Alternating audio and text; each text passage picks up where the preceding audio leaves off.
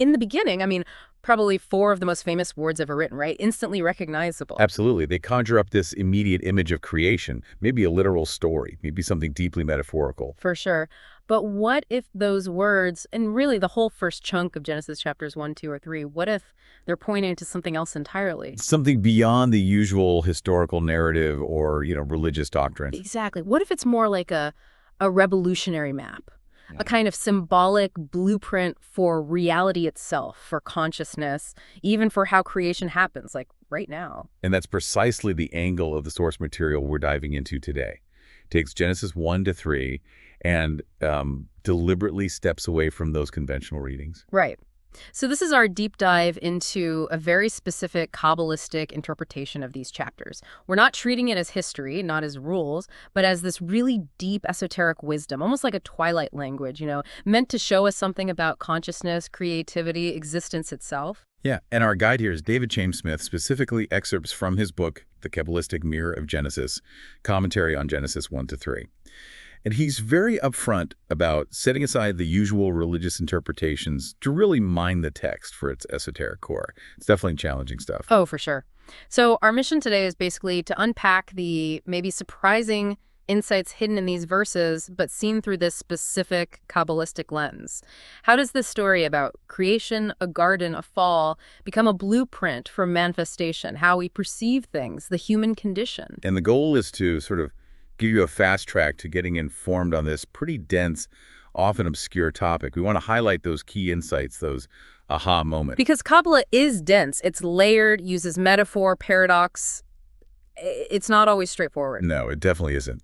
It's trying to point to things beyond normal language. So we'll act as guides, connect the dots, and hopefully make these complex ideas click, make them feel accessible, quickly but thoroughly. Okay, let's get into it. Starting right at the very, very beginning. The first Hebrew word. Breshit. Right, breshit. And straight away, the commentary challenges the standard in the beginning. Which is how almost everyone knows it. Exactly. But the argument is that translation kind of freezes it, makes it a single point in the past. The preferred translation Smith uses is with beginningness.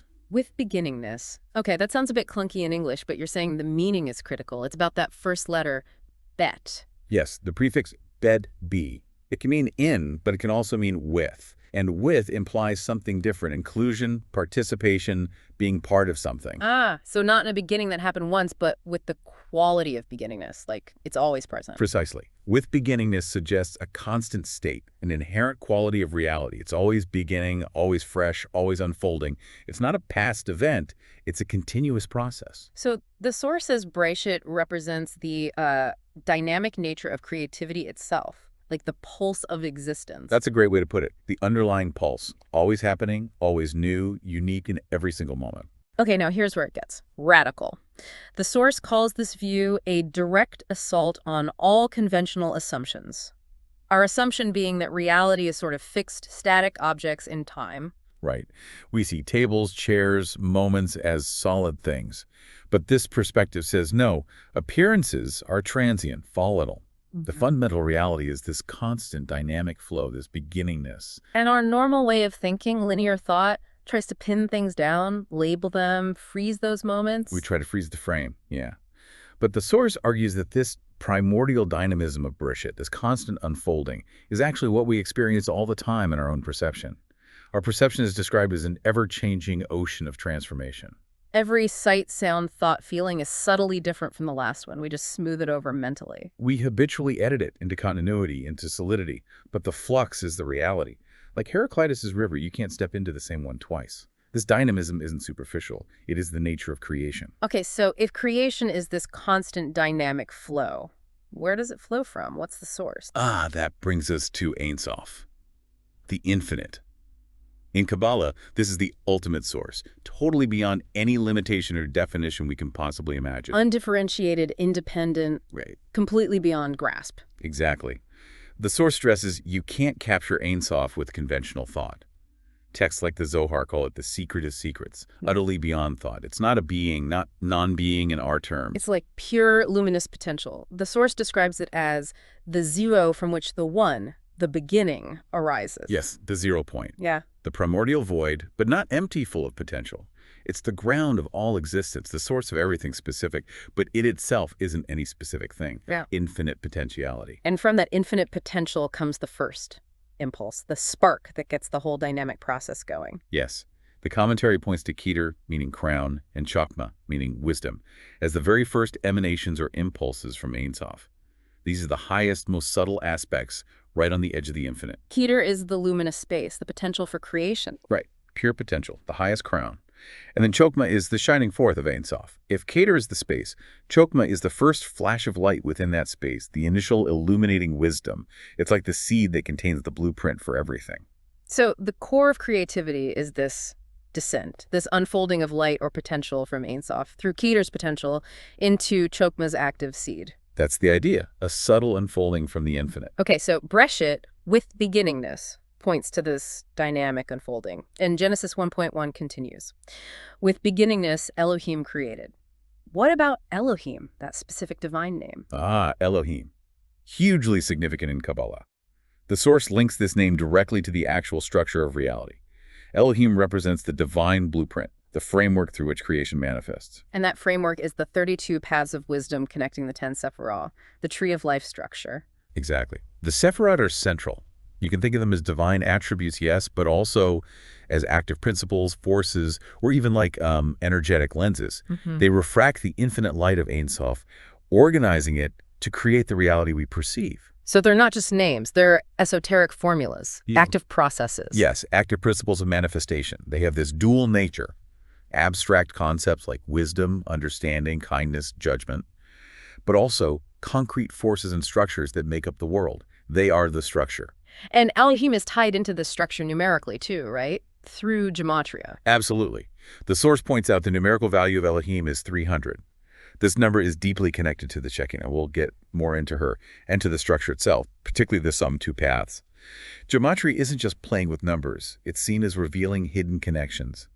Elohim, containing specific letters linked to the Shekinah, like El and Hayam, is seen as activating this whole Sephirotic blueprint. This complex structure, the tree of life, this seems to underpin that radical idea you mentioned earlier about space and time not being fundamental. It really does.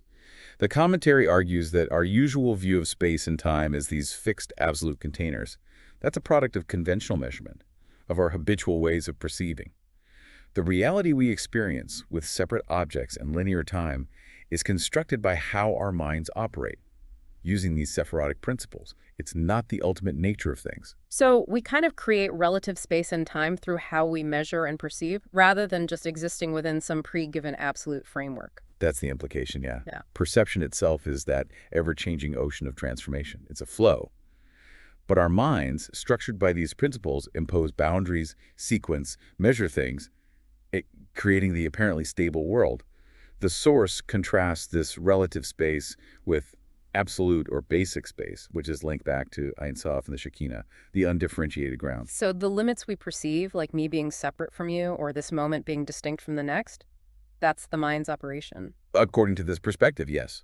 Subject-object duality, the feeling of separation, arises from this mental structuring, not from the fundamental nature of reality.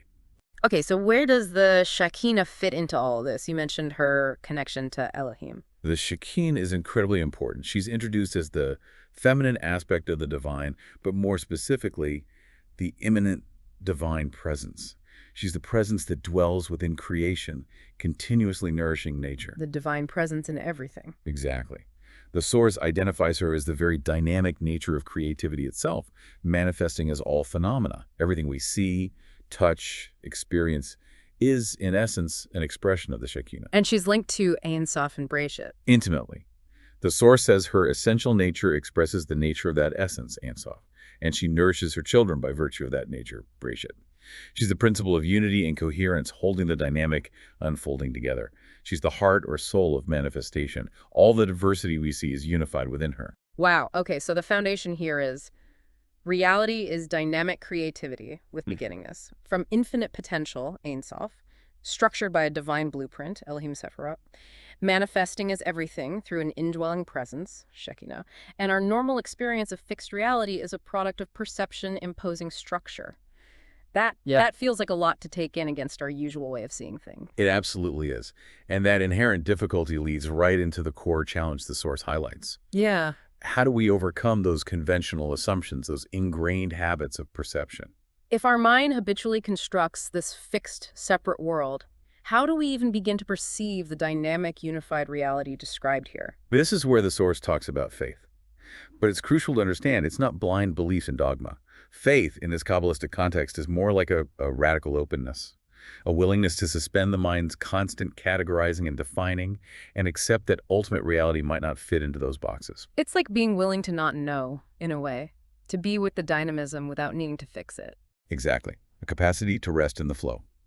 And the opposite of this faith, Habit. habit. Habit is seen as the mechanism that creates a hardened or constricted mind. Those repetitive patterns of thought, perception, judgment. They build up the illusion of a static, separate world and literally block us from directly experiencing the dynamic unity. Habit is the veil. So the goal is gnosis direct realization of this underlying unity, but habit obscures it. Precisely. Faith, understood as this deep openness, this willingness to see beyond convention, is what starts to dissolve the shell of habit. It makes space for gnosis to potentially dawn. It's like cleaning the mirror. So Genesis 1.1 is basically laying out this entire cosmic map creation as a dynamic flow, structured by divine principles, often hidden by our own habitual perception. That's a completely different way to read it. It really is. And it sets the stage perfectly for part 2, which is how this creation unfolds in more detail through the days of creation. The 6 days. And you said definitely not literal 24-hour days. No, not at all. The source interprets them as 6 modes of energetic expression. They map out the process of creativity unfolding step by step. And this process is characterized by this fundamental rhythm of expansion and contraction, seen as the 2 basic movements of all reality. And each day is linked to specific sephirah, showing how these principles work. Exactly. Each day corresponds to certain sephirah and their attributes, illustrating the progression from pure potential towards concrete manifestation. Okay, let's look at day 1. Let there be light.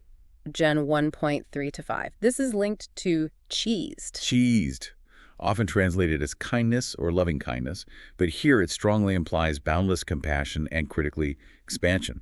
The creation of light on day 1 is this initial overwhelming burst of pure, expansive energy flowing out from Ein Sof. But this isn't sunlight, right? It's different from the lights made later. Totally different. This is primordial light. Think of it as light of pure consciousness, undifferentiated divine energy. A vast, indiscriminate radiance filling everything. It's pure expansion. The first outpouring. Yes. And the source notes the gematria of Yehior, let there be light, is 470, linking it back to Ein Sof, the infinite source. But there's a paradox here, too. Light is darkened from illuminating its holders. What does that mean? It suggests that this pure light, by the very act of filling everything, somehow becomes obscured to the things it illuminates, or even to itself. Gnosis, realizing this light, isn't automatic. It requires discernment, recognizing the light within apparent darkness or limitation, seeing the infinite within the finite form. Okay, so from pure expansion, cheese, day 2, Gen 1.68, brings Gevura, contraction. Gevura, judgment, severity, strength, but fundamentally contraction. If day 1 was explosive outward energy, day 2 is the necessary counterbalance. It's the act of creating structure, definition, specifically creating a firmament, or expanse rakia, to divide the waters above from the waters below. And the waters, ma'am, often symbolize undifferentiated potential or consciousness. Yes, exactly, like the formless sea of potential. Dividing these waters creates the first fundamental separation, establishes boundaries, creates a defined space within which distinct forms can later appear. Gevura is the energy that defines, limits, judges, in the sense of discerning, and introduces necessary tension and structure. It creates the framework. It creates the framework by imposing limits on the infinite expansion. It highlights the boundaries we perceive. Then comes day 3, Gen 1.9 through 13, linked to Tiferet, beauty, harmony, balance. Right. After expansion, cheesed, and contraction, Gevura, Tiferet represents their reconciliation, their balance point. On this day, the waters are gathered and dry land appears. This symbolizes the harmonious meeting of the expansive and contractive forces. And it's from this balance that distinct forms land, plants start to emerge. Precisely. Tiferet is the point of energetic equilibrium. It's the center sephira on the tree of life, mediating the forces. This balance creates the conditions for stable, manifest forms to appear. The source connects the idea of the rainbow, which shows up later in Genesis, to Tiferet, the blending of all colors, Sephiroth, into a harmonious whole, showing the unity underlying diversity. Distinct things appear because of this underlying harmony. Okay, day 1, late expansion. Day 2, structure contraction.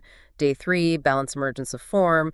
Day 4, Gen 1.1419. This brings the sun, moon, stars. Day 4 connects to the pair Netzach, victory, endurance, often seen as further expansion within manifestation, and Hod, splendor, majesty, a corresponding contraction or form-giving aspect. These are the lights in the firmament. And these are different from day 1's light. Yes.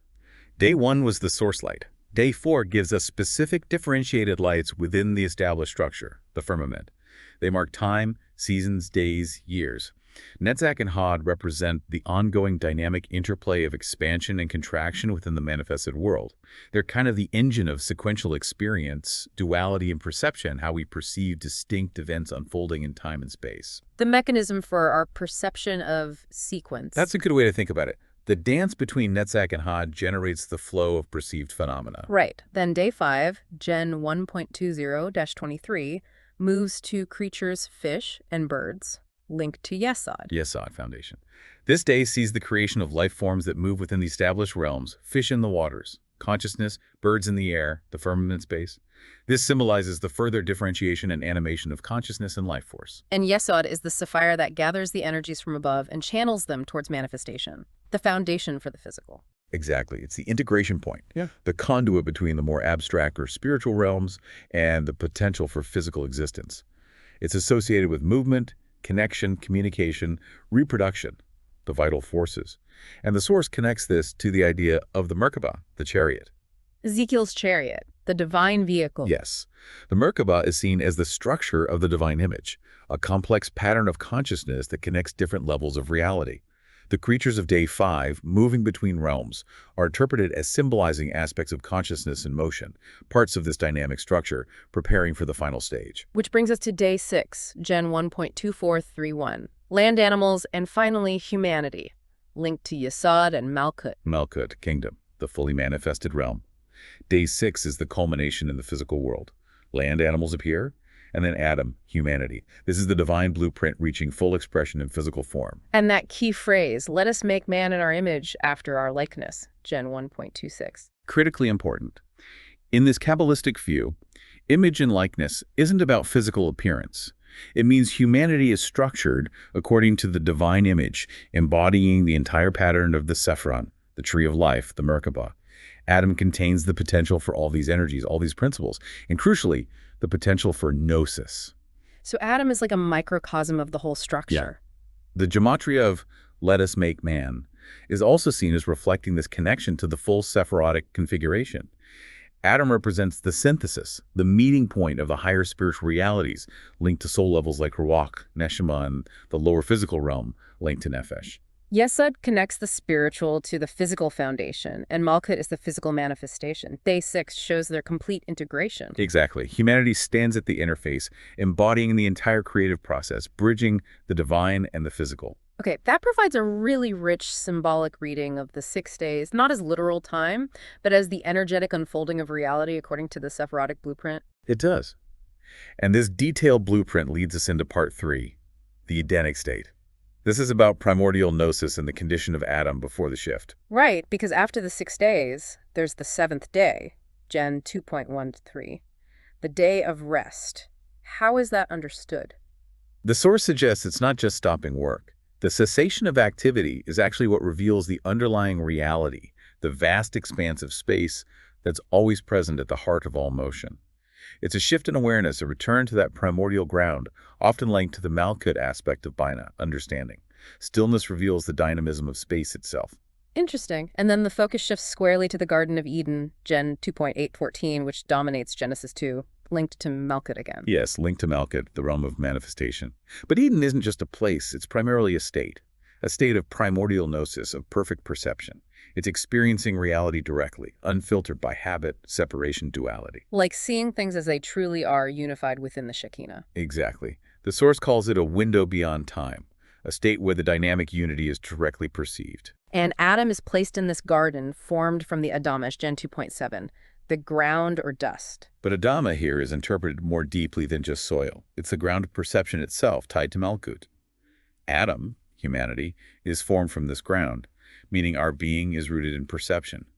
And in Eden, Adam embodies the potential to remain in this state of gnosis symbolized by the tree of life, or to shift into duality symbolized by the other tree. Ah, the two famous trees, the tree of life and the tree of knowledge of good and evil, the central choice. They represent the two fundamental modes of experiencing reality. The tree of life symbolizes gnosis, direct, non-dual perception of the unified essence, and so Shekinah.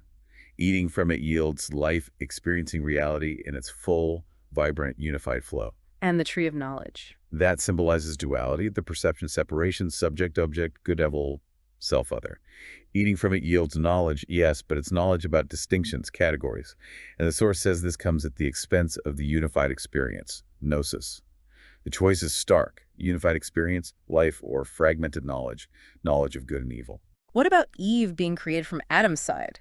Gen 2.21 Took 1.2. How does that fit symbolically? Kabbalistically, Adam and Eve are often seen as representing complementary aspects of the human soul or consciousness. Adam gets linked more to ruach, spirit, mind, intellect. Eve is linked to nephesh, soul, life force, vitality, perception, emotion, the feeling aspect. So in Eden, their relationship shows the ideal harmony between mind, ruach, and perception life force, nephesh, within that state of gnosis. That's the idea. The source mentions the different soul levels: Yechidah, Chaya, Neshama, Ruach, Nephesh. Nephesh is the most basic, connected to Malkut and physical perception. Ruach is higher, linked to Tiferet and mental activity. Eve's creation from Adam symbolizes the differentiation of these aspects. Their marriage represents the essential harmonious union of mind and perception needed to live fully in gnosis, in the tree of life. Okay, so Genesis 2 gives us this picture of the ideal state: unified perception, Eden; humanity embodying the divine structure, Adam; rooted in perception, Adama; with the choice between unity, tree of life, and duality, tree of knowledge; and the soul's faculties, Adam, Eve, in harmony. It sets the scene perfectly for the drama of chapter 3. It does. Which brings us to part 4, the obscuration. How does this state of gnosis get lost? It's all about habit and the consequence of habit, as laid out in Genesis 3. And it kicks off with the serpent, Gen 3.1, often seen simply as evil or temptation. How does this commentary read the serpent? It's more complex. The serpent isn't just an external bad guy. It symbolizes the inherent volatility of manifestation, the transformative potential linked to the tree of knowledge. It represents the principle of duality itself, and crucially, the process by which our perception gets snagged, fixed, hardened by habit. It's described as the most subtle beast. Why subtle? Because its influence isn't brute force. It works on the subtle level of mental patterns, of perception. The serpent's question, did God actually say, isn't just planting doubt.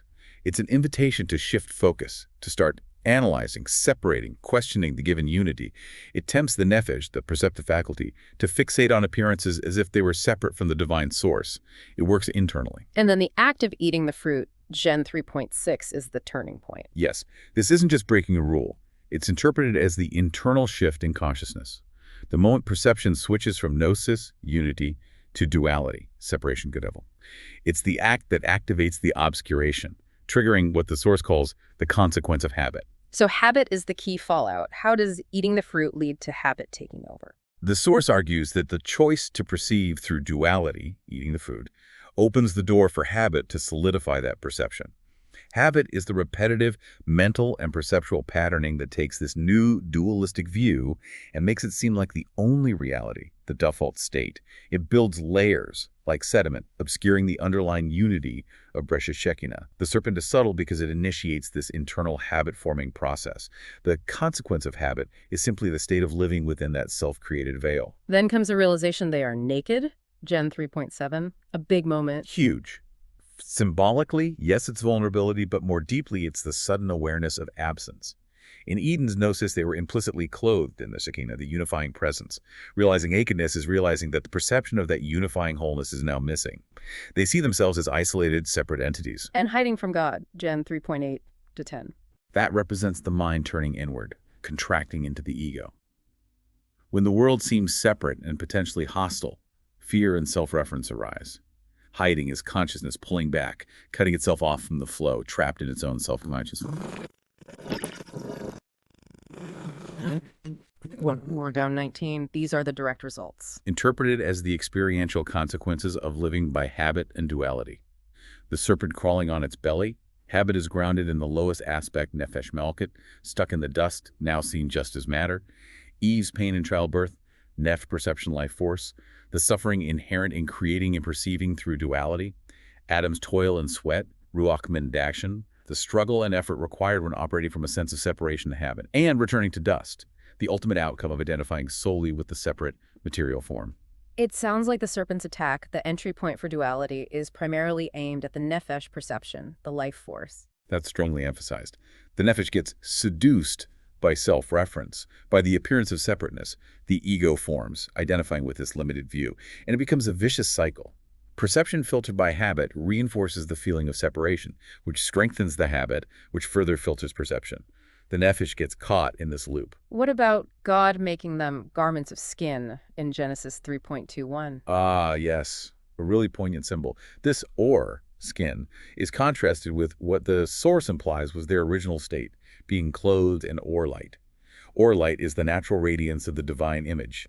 In gnosis, transparency, unity, or skin represents covering, hiding, obscuring that inner light. It symbolizes the formation of the external, limited ego self, the identity constructed by habit and separation. It's fascinating that or and skin or light have the same gematria value, 207. Exactly. It points to a subtle but fundamental shift. The light isn't gone, but it's now enclosed, hidden within the skin of this separate self-concept. From radiant transparency to being encased. That's the symbolism. And finally, the expulsion from Eden, Gen 3.2324, and the cherubim with the flaming sword guarding the tree of life. This isn't seen as mere punishment either. It's the natural consequence of establishing the regime of habit and duality. Once consciousness gets locked into that mode, returning to gnosis becomes incredibly difficult. The cherubim, linked to the guardian archetype Metatron, and the flaming sword represent the very barriers created by the dualistic mind itself. The sword turning every way. Yes, linked through gematria to Gevura, judgment, severity, restriction, fire sword, also relates to 314, like Gevura. It represents the mind's constant analysis, separation, judgment, the very activity that blocks the path back to unified perception. The way is guarded by the mechanisms of the fallen state itself. So the path back means overcoming these klepots, the shells or husks created by habit. Exactly. And the source notes the guardians are placed at the east of Eden, aligning with the lower Sephiro on the tree, different downwards, where duality and manifestation are strongest, where habit takes root. The obstacles are inherent in the state itself. So this reading of the fall isn't about sin and punishment in the conventional sense. It's a deep allegory for how consciousness gets entangled in the illusion of separation through the power of habit, obscuring its original nature. That's precisely the interpretation offered. Genesis 1-3 becomes less about a one-time event and more a timeless map of manifestation and the mind's journey between unity and separation, driven by the powerful force of habit. Okay, let's try to wrap this up. We begin with Breshit not in the beginning, but with beginningness, this dynamic, constant creativity flowing from the infinite potential of Ein Sof. Right. Then we saw the Sephiro, the divine blueprint activated by Elohim, unfolding through the 6 days modes of expansion and contraction, bringing reality into being, culminating in Adam, humanity embodying that whole structure. Then Eden not just a place, but a state of primordial gnosis, direct unified perception, where Adam had the choice, unity via the tree of life, or duality via the tree of knowledge. And the fall in Genesis 3, triggered by the serpent's subtle influence, wasn't just disobedience, but the internal shift to duality, solidified by the consequence of habit. This obscured gnosis led to the experience of separation, suffering, being clothed in skin instead of light, and made the return path difficult. It completely reframes the narrative, doesn't it? From history or morality to an ongoing process within consciousness, it becomes a map of the psyche and reality. And that's the crucial point the source makes, why this matters to you listening right now. It's not just ancient text interpretation. It's presented as a mirror reflecting your own experience. That tension you feel between moments of clarity or flow and the pull of routine thought, identification with your ego, seeing the world as separate things, that is the Eden exile dynamic playing out. So understanding this dynamic, how habit creates the veil, is, according to this view, the key to potentially reclaiming that inherent freedom, that potential for gnosis, dissolving the internal barriers. The expulsion shows the difficulty, yes, but the tree of life remains, guarded but present. The potential path back is implied. It's an internal path. Which leaves us with a really potent question to think about, doesn't it? If the fall was essentially adopting habits of perception that obscured unity, what are the specific, maybe very subtle habits operating in your own mind right now?